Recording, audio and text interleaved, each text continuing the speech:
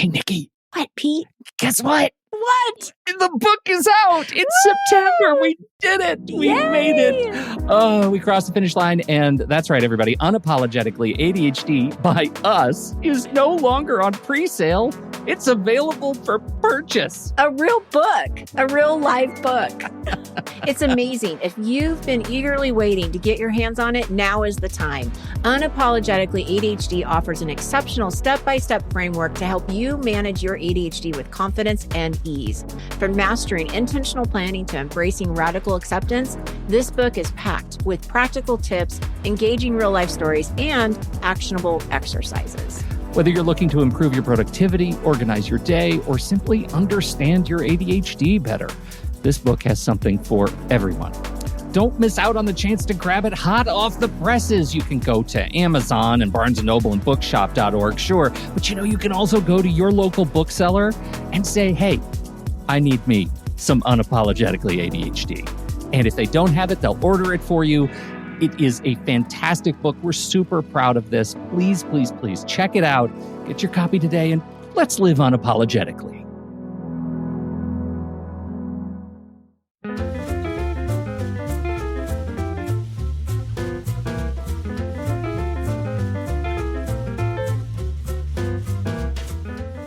Hello, everybody, and welcome to Taking Control, the ADHD podcast on True Story FM. I'm Pete Wright, and that there is my co-author, Nikki Kinzer. Ooh, that's fancy. So I like fancy. it. Hello, co-author Pete Wright. Well, hello, co-author. I'm loving this little mini-series that we're doing here, which is just sort of illuminating some of our favorite pieces and concepts from our new book, Unapologetically ADHD, available September 4th, wherever books are sold. Available for pre-order right now. What am I saying? And this week we're talking about workboxing. The planning workbox. And we have no other pitch than that. I'm not going to talk about anything else. Shh, my lips are sealed on anything else. I'm just going to tell you we're extremely excited about the book, and we really hope that you will consider visiting Amazon or Barnes & Noble or bookshop.org. And very soon, I have it on great authority that the ebook version is available for sale about a week before the hardcover starts shipping. And that would be, I think, today. At some point today, you should be able to refresh your page. But they did say about a week, and about carries a lot of weight. So That's it, Unapologetically ADHD by us. And we're really excited about it. Today, we're talking about the planning workbox. First and foremost, can I give you a little history? Yes. Do you remember the first time we talked about this concept? I know it was many, many, many years ago. And I also know that I didn't hold on to it when you talked about it. Like, it made sense to me, but I didn't hold on to that and run with it like we did in the book, or that we've done in the last couple of years. I now think I know why. Why? Because the concept has been pretty consistent. But the term has changed. The first time we talked about this was in a digital episode. Do you remember when we used to have bespoke digital episodes? Right, like once a month. Uh-huh.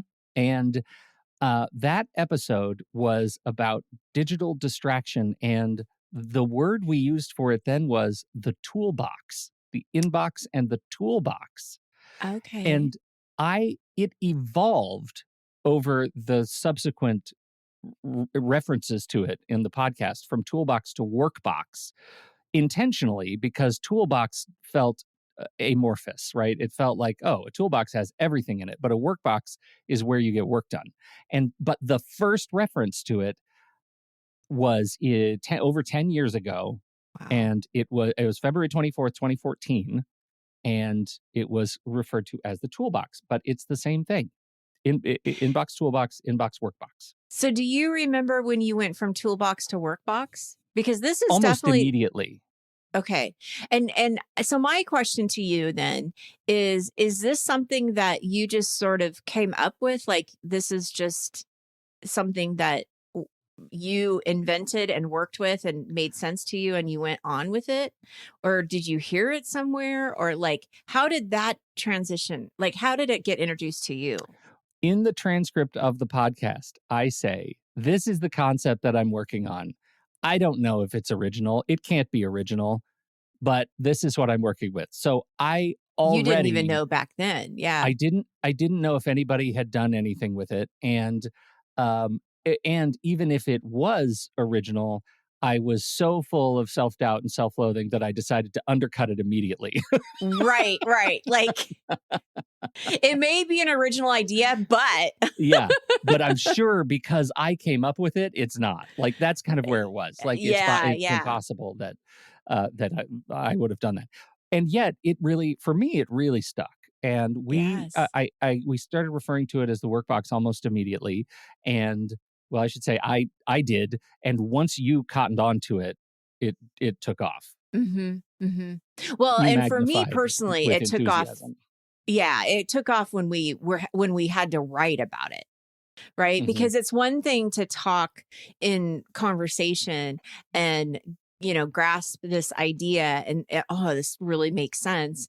And it's coming from someone who has ADHD and has, sat on it for a while and it's still resonating, right? That Hmm. it didn't Hmm. ever stop getting shiny. But it wasn't really until we had to like write these concepts into some kind of organized fashion Yeah. in this book that when you started talking to me about it in one of our meetings, it was just like, that's it. That's Hmm. it. That's what we have to like coin here is how to Something bring to this all together. define. Yeah, right. Yeah. Well, and so when I was thinking about the concept and how we write about it in the book, I went back to that original episode because I needed to refresh myself on what, how it evolved. And it evolved not necessarily as its own thing, but as an alternative to the other concept that we talk about in the book, inboxing. Hmm. Inboxing versus workboxing. And I feel like we have to just talk a little bit about inboxing before we talk about workboxing. So, Absolutely. I agree. inboxing. Inboxing is being thoughtful and comprehensive in the way we approach all of the incoming signal into our lives. We know we have an email inbox. Most of us probably have multiple email inboxes. We also have voicemail inboxes. We have all of our messaging app inboxes. We have social media messaging inboxes, notifications. We have the mail. Right? If somebody sends you a letter, remember what that's like? You have it on paper. That's also an inbox. Anything that comes into your life as an external signal into your life gets into an inbox, right? And that even includes your mental inbox, your brain dump inbox, Hmm. and capturing new ideas. That's also effectively an inbox. And so having a comprehensive method for making sure that you put all those things in one place that you need to act on, that's inboxing. And Hmm. that takes practice, right? It really does take practice. Well, and I think it takes practice. I think it's awareness, identifying where your inboxes are because it's not one place, it's several places. So Hmm. then it's identifying that when you're checking for new information that are potential tasks or calendar events, that you're checking your email, that you're checking your voicemail, that you're checking the little Hmm. scratch pad that's next to your desk, right? So it's being aware of what these things are for you. Right. And that the And neurotypical brain can compartmentalize and decompartmentalize much easier than we can. And that they can visualize all the inboxes and concatenate them in a way that I think makes more natural sense in a way that is very difficult for the ADHD brain. yes, because the ADHD brain is scattered. It's all over Hmm. the place. And Yeah. and I think that for too long too, we also probably have had this idea that putting something on a sticky note isn't a good idea. Like that doesn't it but it actually does serve a purpose. Yes. If you're intentional with it and you know that it is going to go somewhere or something's going to happen with that sticky note, what I think we're saying is that use the sticky note. Like that's one of your That's one of inboxes. your inboxes. The So trick is making sure you acknowledge that, that you right? acknowledge it, you're Yeah. aware of it. And, I will tell clients and people from the GPS membership, list these inboxes out so you know Hmm. what they are and you can check them without having to rely on memory because some of these things, like for me personally, text messages get lost. But Yeah. that is such an important inbox for me because that's how I communicate with clients. Yes. And so I have to somehow remember to always check the text Right. messages. And there probably merits a conversation at some point, not today, about how to get signal from all of those inboxes into your main inbox, right? Like how to get those into your Oh, that system will be to next actually week, do the Pete, work. right? So I don't know when that's going to happen, but we'll Next put it week, on the list for someday. Someday we'll talk someday, about that. next week. I'm sure there will be a plan. I'm sorry, you're breaking up. Your mic is breaking up. Well, so We have a method here. We have a flow we're going on. Yeah. We know so what we're doing. that's inboxing, and the idea, and I think this is why. So the toolbox workbox concept came up because we spend so much time with ADHD figuring out how to manage our inboxes, right? Like this Yeah. is I have so many. I'm bombarded by signal. How do I make sense of it all? And often the planning stops there, right? We Mhm. get so happy with the actual tools that we have to manage all of the incoming signal and be on top of the quick messages and things like that we kind of stop when it comes time to actually do the work. And that's what workboxing is. Workboxing is the comprehensive approach to the time and tools that you use to actually do the work that is in your inbox. And the most important thing about workboxing is what you're not doing when you're in workboxing mode, and that is checking your inboxes, right? All you're doing there is working on the work. So as we wrap up the whole concept of inboxing, just think about it in terms of our three key principles. First, make it a practice, right? It's not just check your voicemail. It's like manage your inboxes. Make sure you know, as Nikki said, write down your inboxes on a list and make sure that you're checking all of them and Right. considering all of them, because if you have signal. And if you don't want an inbox to be an inbox, tell people that, right? Oh, Like you're so good at that with I voicemail. You did that years and years and years ago. Yep. Yep. Years ago. And it actually broke. I need to figure out how to fix it. When Apple changed their their voicemail on the iPhone, and I kind of broke my voicemail box. But it said for years, Yeah. thank you so much for calling. I don't check my voicemail. Please text at the same number you just called. Like I Yes. just don't, it's not an inbox that I welcome signal. And as a result, I sometimes look at it once a year and I get voicemail from people saying, Pete, I know you'll never get this, but, and they leave me messages. It's like a time capsule. So, yeah, definitely, that becomes an issue of boundaries. Tell Right. people when you don't want an inbox, turn that off. But otherwise, if it's on, make sure you're considering it. And remember that writing it down, the thing that you're adding to your inbox, is not a commitment to do it, right? Just because you capture this incoming signal, this task, it doesn't obligate you to do it. It just makes sure you won't forget it, right? That's the important part. Don't stop and think, will I do this thing when you're inboxing? That's not the time. Right. You're just Just capturing get it. it down. Yeah. Mm-hmm.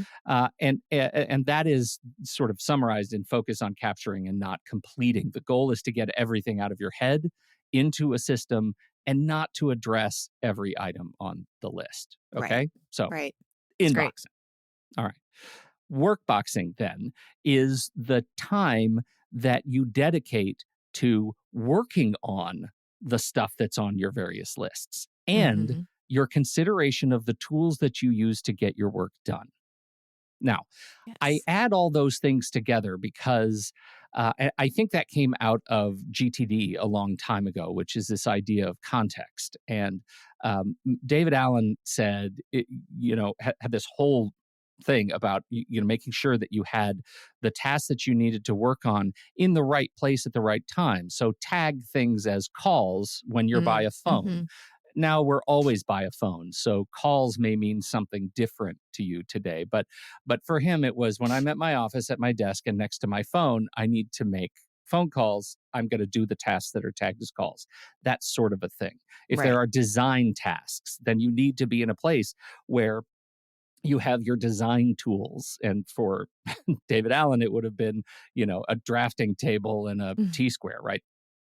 So I I look at that and think, what are the tools that are in my workbox that are context specific? So for me, it's most days Logic Pro Studio, Overcast, Obsidian, Whisper, Drafts, Transistor, and Coda, and probably something to drink. Now, I just named off the apps that are in my workbox open most of the day. And what is missing from that list? Well, your calendar and your task manager, Yeah, which Todoist, fantastic. are really important tools when it comes to planning. Mm-hmm. What happens when I open Todoist and leave it open while I'm working? Well, I'm hoping that if you open up Todoist and you're working, that you are looking at Todoist to tell you what to work on. I would hope that too, Nikki, but you poor fool. That's not what happens at all. Oh, well, then tell me what happens. In order to be in full workboxing mode, I do open Todoist or I open my calendar and I have it with me on a separate screen and I look at the next task and then I close it. And I have the information about the next task that I need to work on. And then I come back into my workbox mode and I actually do the work. Because what I know about myself is that when I leave my time and planning tools open in front of me in too easy reach, it will not take long before I switch back into inboxing mode. And I need to have a better boundary than that, or I won't get stuff done. That's a great point. When I am workboxing, I'm Mhm. not planning. That's how the context is different. And that's So what you're doing, important. it's super important because I think that what happens, what I see so many times with the GPS members is they get overwhelmed with everything that they're seeing. And so even if they've prioritized, and this is not just GPS members, this is just my experience with working with specific clients. Let's take that all out because that doesn't make sense. When I'm, so we're going to pause. Okay. Mm-hmm. So when I'm working with my clients, what I see is they get very overwhelmed by looking at the whole list. And so what you're saying is I'm going to open it up. I'm going to take the thing I'm working on and then I'm closing it up so that I don't get distracted by every single thing that you're seeing. And you're also, I think, building trust in yourself and confidence that you've chosen the right thing to work on. Because if you have it open all the time, then it does distract you and you could easily second guess if you're working on the right thing. So this is really interesting to me because now that we're talking about this, this is an important concept, and it's one that I haven't always talked about because I will always encourage people to be looking at their lists all day long. But really, it's to look at the list, get what you need, get rid of the list, go back when you need that next step. Right. So, yeah, that's I'm glad that you've pointed this out. This is really good. It's really important because there is a real power in do you know what to do next, right? And if you've been inboxing thoroughly, and we're not talking necessarily about inboxing right now. And as you said, we're going to talk about more of these practical concepts next week. But if you've been doing that process right and prioritizing as you teach, then you know what to do next. And you don't need to have the list of all your tasks open at any given time once you know what you're working on. While I'm editing a podcast or writing show notes, I don't need to have Todoist open next to that because I know what I'm doing. I know I have all the signals in place in front of me to actually edit the show. I'm not going to get distracted because logic is right there. I can't miss it. I mean, I can get distracted pretty easily, but what I'm saying is that's what I'm working on now. I don't need to be distracted by future work because that just causes anxiety. Yeah, for sure. Well, and this is also, I think, a good way of incorporating how to work with a digital and a paper system, because this is something that I definitely have talked a lot about in the membership is you can have a digital task manager that's almost, it's like it's a project manager, right? It's for you to be able to put this project in place and start breaking it down. But then you can take your top 3 priorities or focuses for the day and put that into a planner or put that into some kind of paper form. And again, close that task manager. So you know exactly what you're focused on. Now that we're saying that, I do encourage that. That's so interesting. I love it. Great way to kind of really distinguish what's going on, and you focusing to do the work, getting the work done. Yes. Right. Right. And this goes into a concept, another concept I want to talk about today in a minute, which is on managing impulsivity Yeah. and the relationship of impulsivity to friction in when you're in workboxing mode, which is important. This is what happens. Almost every single presentation I've ever done on time management, planning, scheduling, time blocking, avoiding tasks, whatever it may be, there's always a question that comes up into the chat. Yeah. What are the best tools for ADHD?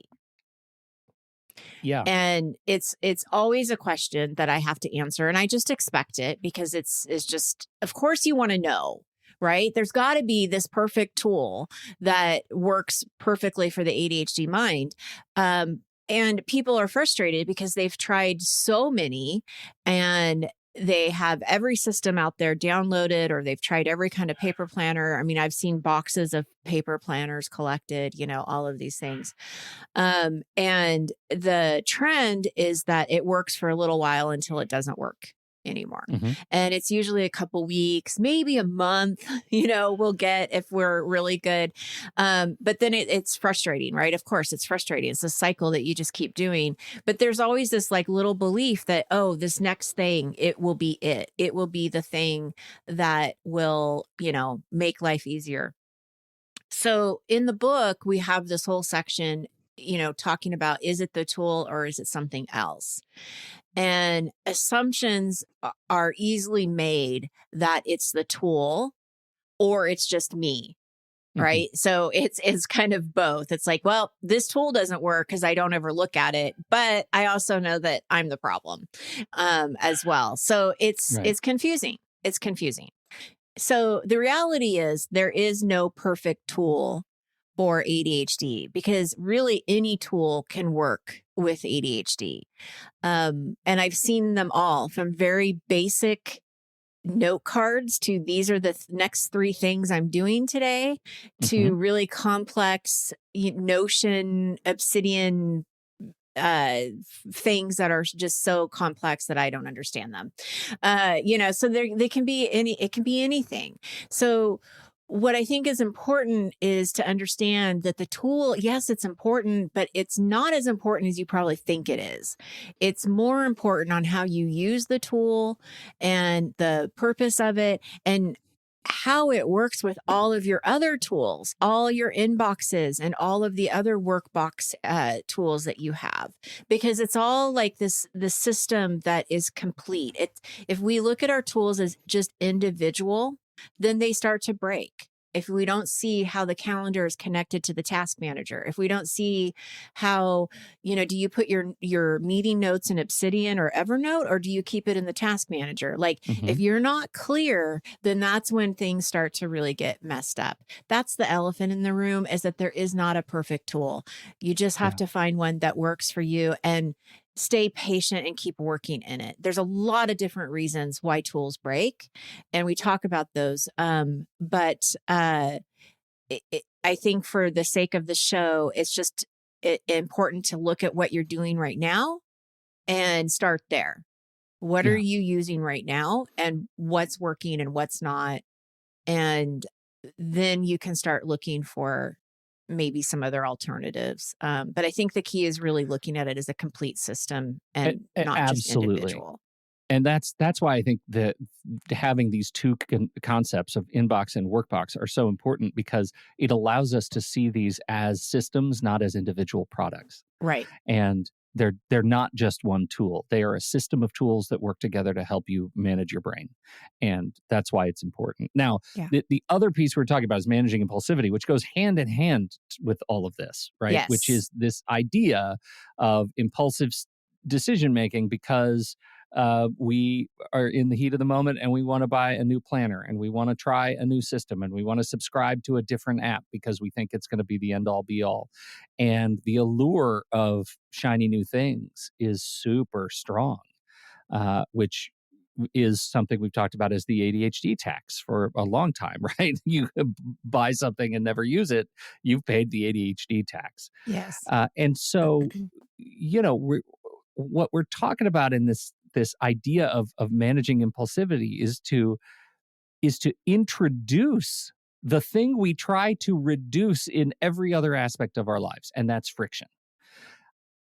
Every time we talk about friction, usually you'll hear me say, I want to reduce friction because the time between having an idea and writing down an idea or capturing an idea, I can get distracted and miss it and lose Yes. it. It's gone. So I want to reduce friction. The fewer steps I can have between having an idea and getting an idea documented or getting something easy done, I want to reduce the friction so I can get it done. Right. We love that. Settled science. But what happens when impulsivity is the problem? Then you have to strategically introduce friction, introduce steps that prevent you from taking impulsive action in a way that feels natural and not shameful, right? Mm-hmm. So I think I like to think of it as a way of making personal commitments to yourself in an easy way. Like, for example, I do have my phone beside my bed. Mm-hmm. And when I'm that's my clock. It's my alarm clock. It wakes me up. When I'm going to bed, I listen to audiobooks and it's all run on my phone. And normally I don't have a problem with that. But when I'm in impulsive brain, fireworks brain, I could pick up that phone and not open the audiobook app, or open the audiobook app and find an audiobook that I really want that's not available for free in Libby. And my first instinct is to go over to Amazon and buy the audio version of it. Well, I don't want to spend money all the time whenever I'm impulsive Right. on audiobooks. So how do I introduce friction? Well, one easy way is to make sure that I put the phone in a different room when I'm in impulsive mode. Leave it on my desk. Forget it. Leave it on my desk. I'll get it in the morning. Rely on my wife's alarm to wake me up because she Mm-hmm. wakes up early. It's fine. I can do that. Somebody tells me about a new restaurant. I'm the kind of person who will get in the car and go to that restaurant and eat my next meal there. What if I commit to a certain number of restaurant or of home meals before I get to try a new restaurant? What if the game is I just need to eat every 8 meals at home before I get to eat out? And that That's becomes the actually a game, really good idea. right?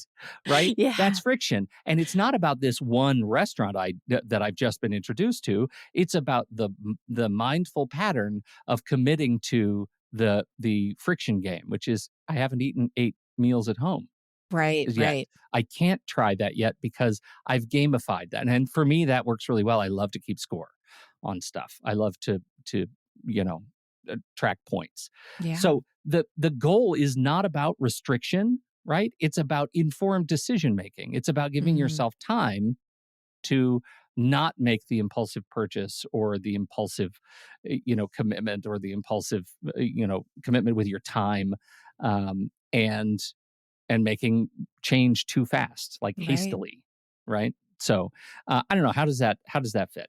I like it. And I really like the idea of of eating in. And I only say that because we eat out way too much. And so that's a nice way to like make sure you're saving money too.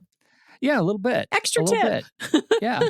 I think that this one, particularly for making decisions when you're moving into workbox mode, is Right. really important, right? Yeah. Introducing friction when you're trying to get something done is key to getting that one thing done. And how are you going to introduce friction? Well, one of the ways to introduce friction to not plan while you're working is to keep all of your task and planning tools closed and out of the way, Mm-hmm. because you'll get distracted and anxious and overwhelmed by frankly, probably too many things that are That you in have to your do. task list. Yeah, because you've done all the inboxing right, and Right. that's okay. We're busy people. We have a lot to do, and that's okay. So I think that this is helpful, but you have to look at your workbox and determine where you need to maintain friction and not Mm-hmm. eliminate friction, because that's Mm-hmm. a dance. It's a Mm-hmm. delicate dance. You want to break What? down some myths? Well, some of these things that we've already talked about, there is no one tool that is best for ADHD. Any tool can work. So you have to remember that. And it can be simple to complex. And I think the best way to figure that out is to practice. You have to practice. And, I think that a lot of times tools especially task managers that are digital. And this happens to us a lot, where somebody will hear what we're working in and then they'll download it, but they don't necessarily do anything with it. They just play around with it, or they throw a couple of projects in there and then they don't go back to it. So it's important to know that if you're going to try something, do commit to it and get it to be good enough where you can work in it to really see if it's going to be the right tool or not. So practice. That's the biggest thing, is you got to practice and see what works and tweak and adjust. And just because something has 500 features to it doesn't mean you have to use 500 features.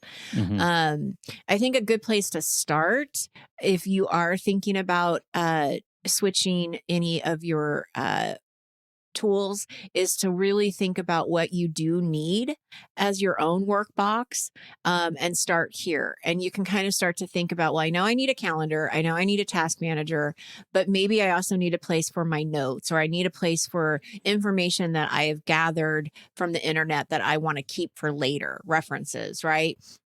I need something for, how am I going to remember what to do in 6 months? So I need something to remind me of long-term types of projects. So start thinking about what it is that you need, and how does your ADHD impact how you use these tools? That is so much of what we talk about with the book, is understanding how ADHD impacts you and how do you support your ADHD. So if something is not innovative, if something seems clunky or complicated, you're never going to use it. So don't try to force it. Right? If you really love paper and everybody's telling you to go digital, stay with paper. It's okay. Like, you can make it work. You can do both. There is no right or wrong decision. And this goes back to, there's not just one tool. You can do both. It's totally fine. I do believe, and this is, important, is that the calendar and the task manager are the must tools you have to have in your workbox if you want to do any kind of planning or scheduling, because the calendar is going to tell you where and when you need to be somewhere. We have to have that. We can't hold those things in our memory. You're going to forget, or you're going to overbook yourself, or be stressed all the time. The task manager, again, whatever it is, whatever it looks like, organizes and tracks those projects and tasks. And so those are the two areas that I would really concentrate on first, and then look at those other planning tools and how do they support these two main ones. It really will make a difference. And we definitely talk about this in the book. We hope that you check it out, and can see how they work together. And then the workflow, which is something we're going to talk about next week, are the different routines and action steps you take to maintain these things so that they don't get dropped or forgotten. What do you think? I love it. Yeah. Workflows are my favorite things in the world. They're shiny diamonds in my day. They are. They are. So check out the book, takecontroladhd.com/ADHD book, or just search for it in all the places. But if you go to ADHD book, you'll see some of the nice things that other professionals have said about the book who have read it. And it's really nice to read. So nice. We also have it. I'll just say that I'm not fishing, but I'm sort of fishing. I did add to the website an automated Amazon API call, so that if and when people review the book and give it nice reviews, it will just show up on the website. And it's empty right now.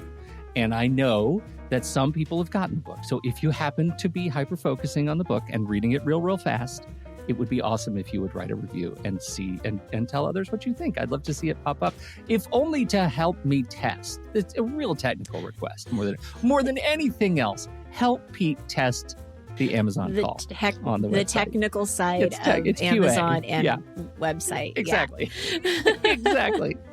Thank you, everybody. We appreciate your time and your attention. And thanks for hanging out through this series as we explore Unapologetically ADHD. On behalf of Nikki Kinzer, I'm Pete Wright. We'll see you back here next week with Workflows on Taking Control, the ADHD podcast.